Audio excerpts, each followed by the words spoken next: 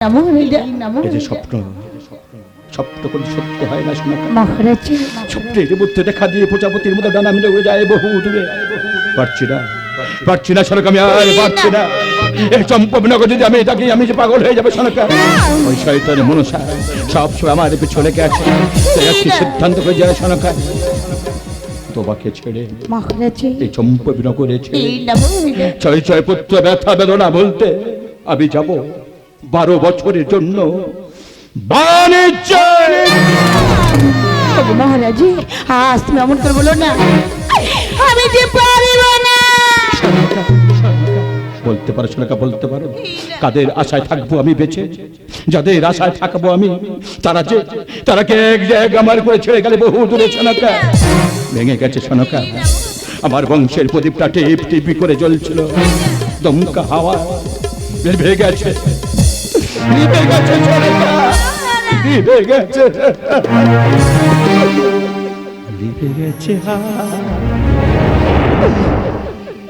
আমার আশার প্রদীপ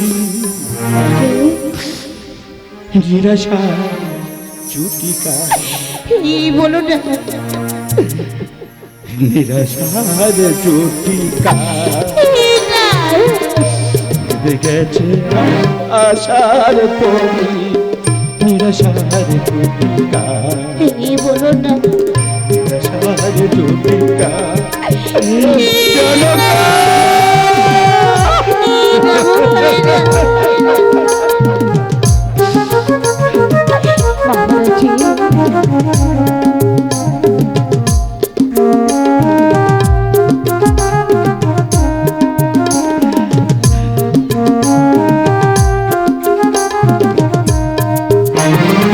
আধার লালাটি আধার হলো, আধার লালাটি আধার হলো, মুক্তি দয়া মা,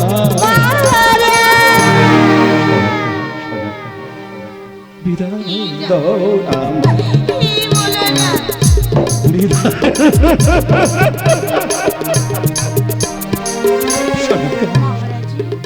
অবট করে তুমি আমাকে বাধা দিয়ে গেছো। আমি যখন সিদ্ধান্ত করেছি, সিদ্ধান্ত আমি বদল করতে পারবো না শোনকা। তাই তাই তোমার কাছে বিদায় নিলাম না, তোমাকে চোখের জলে ভাসিয়ে। আচ্ছা, তোমাকে ছেড়ে আমি চললাম 12 বছরের জন্য ওই বাণিজ্য।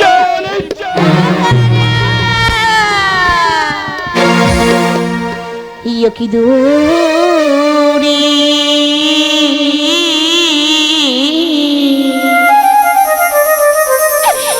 বাণিজ্য প্রাণ স্বামী যাইও না রে,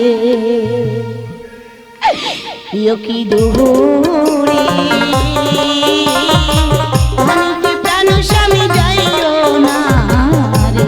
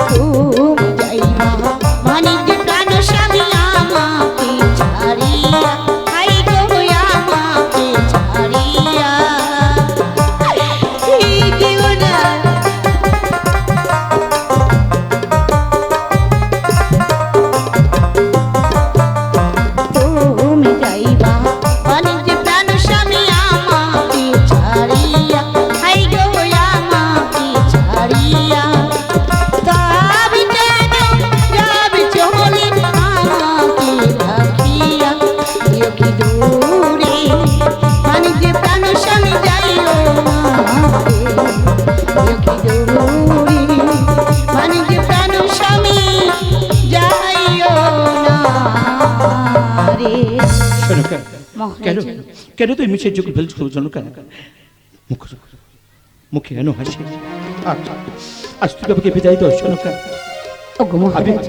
আমি কথা দিয়ে গেলাম 12 বছরের পরে আবার ফিরে আসবো তোমার এই কাছে। আজ যখন আমার কথা শুনবে না, আমি তোমাকে হাসি মুখে বিদায় দেবো মহারাজ। আজ তোমাকে বিদায় দিলে শোনকা, এই শোনকা বেশ দাসকে ডেকে আমার সত্যতরী বরণের ব্যবস্থা করো।